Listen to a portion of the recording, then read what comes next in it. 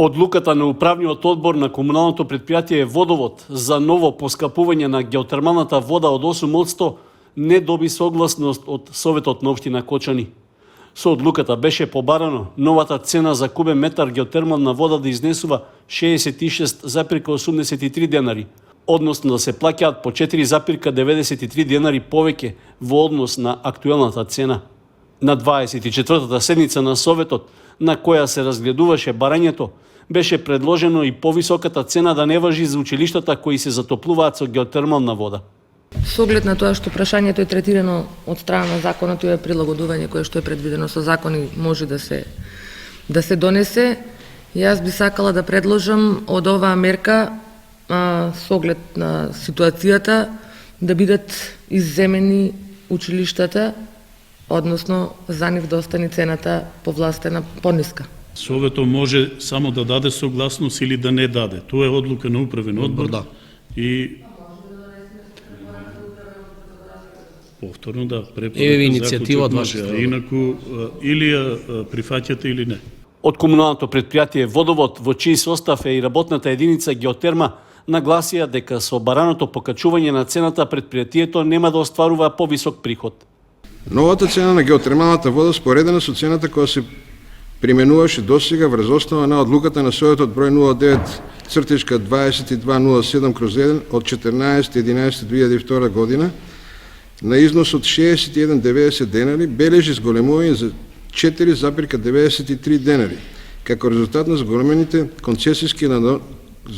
концесиски надоместок од 12,01 денар на 16,94 денари, кој КП Вода од Кочани, согласно Законот за минерални суровини, мора да го пресметува и да го уплаќа на сметка на Министерството за финанси. Предпоставам дека сте веќе запознаени.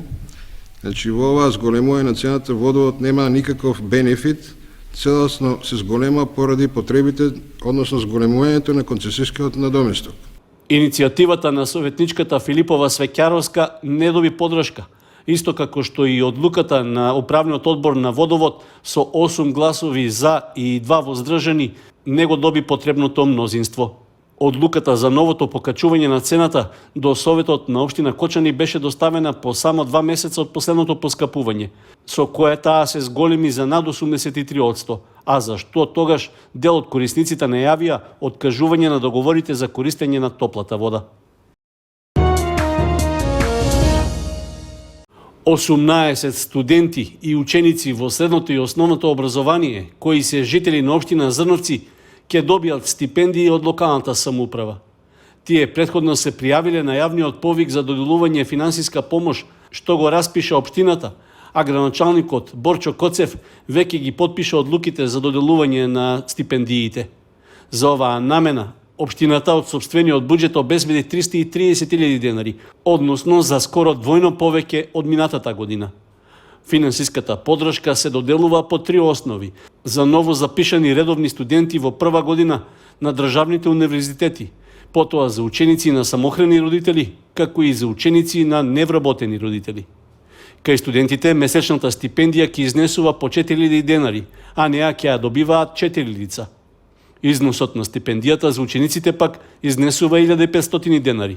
При тоа, 11 ученици кои ќе добиваат финансиска подршка се од семејства со самохран родител, додека 3 ученика живеат во семејства кај кои родителите се невработени.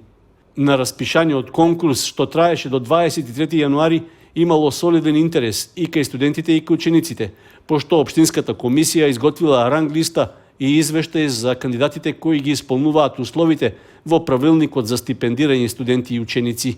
Должност на општината е во рамки на буџетските можности да создава еднакви можности за образование и на студентите и на учениците од ранливите категории и семејства, информираше градоначалникот на Зрновци Борчо Коцев.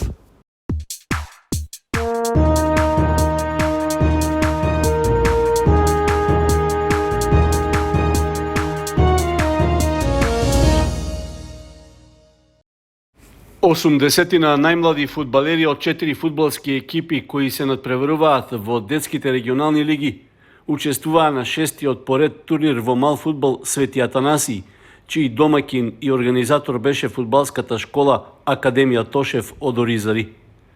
Турнирот се одигра во спортската сала на основното училиште Крсте Мисирков во рамки на одбележувањето на верскиот празник Свети Атанаси, што традиционално се слави како заштитник на населбата.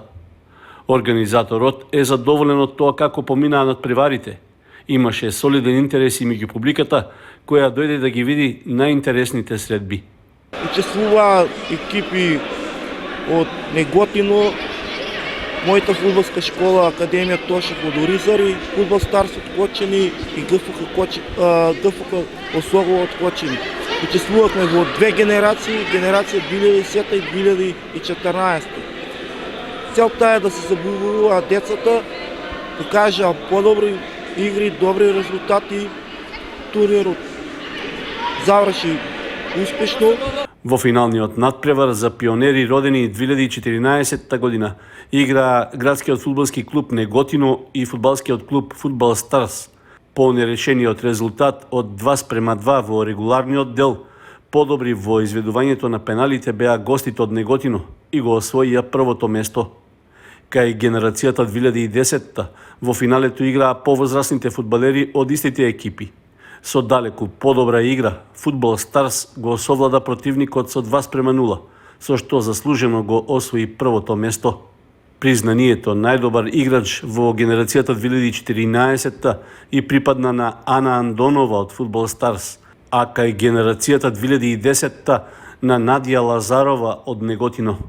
Најдобар стрелец кај фудбалерите од генерацијата 2014 беше Ангел Арсов од Фудбал Старс, додека кај повозрасната генерација од 2010 Александар Крстов од Осогово. За најдобри голмани беа прогласени Дане Думов од Неготино и Васе Јанев од Фудбал Старс. Младинскиот турнир Свети Атанасии се одигра со поддршка од локалната самоуправа на Кочани, Клариса Балкан Логистик и Кафе Evolution.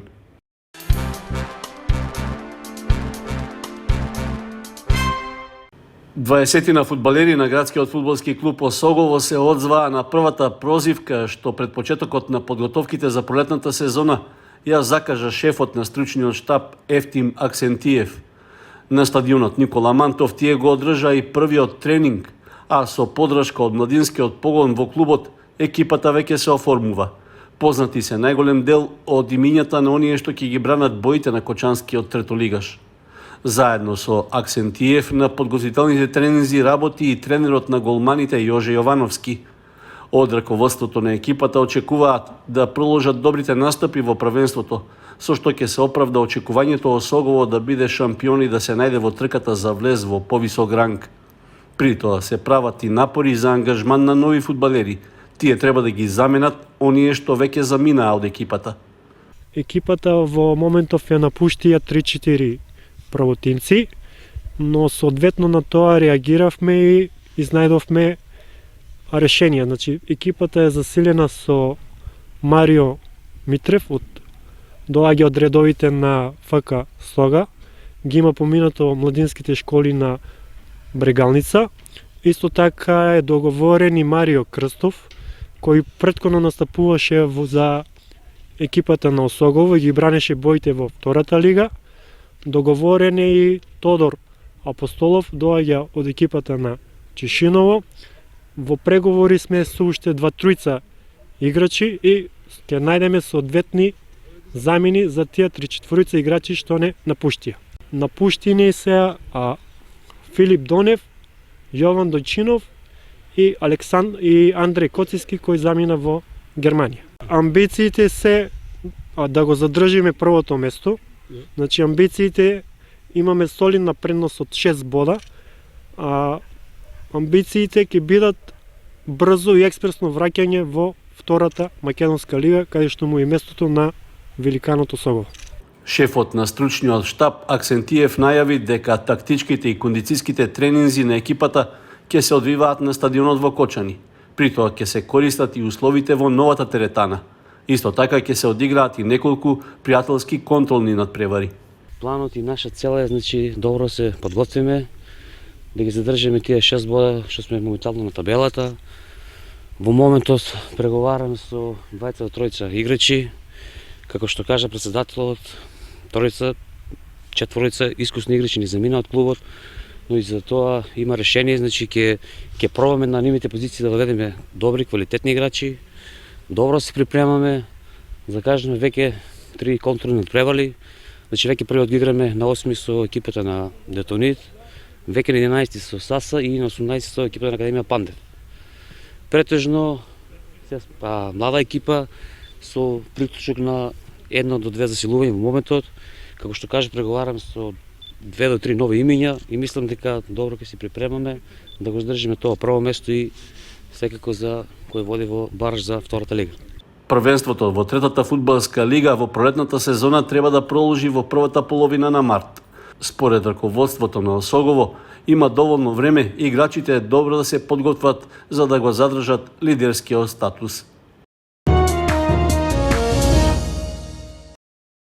Младинските екипи на фудбалскиот клуб Осогово ја имаа првата прозивка и тренинг. Со тоа ги почнаа подготовките за предстојната пролетна сезона во првенството.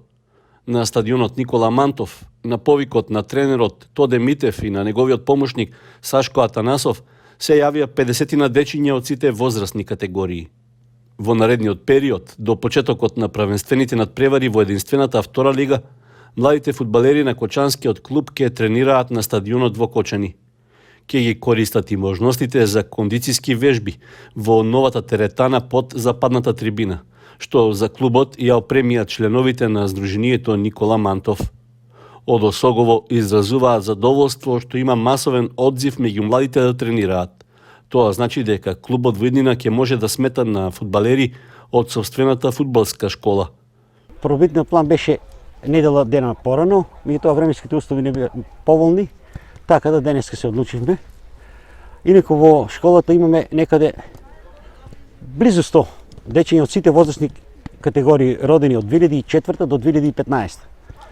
Првите 4 категории 2004, 5, 6 и 7 како посебни екипи се надпреваруваме во Супер втора лига, додека со две детски категории, тие се детска лига, 2010 и 2013 се надпреваруваме во детска лига Источен регион.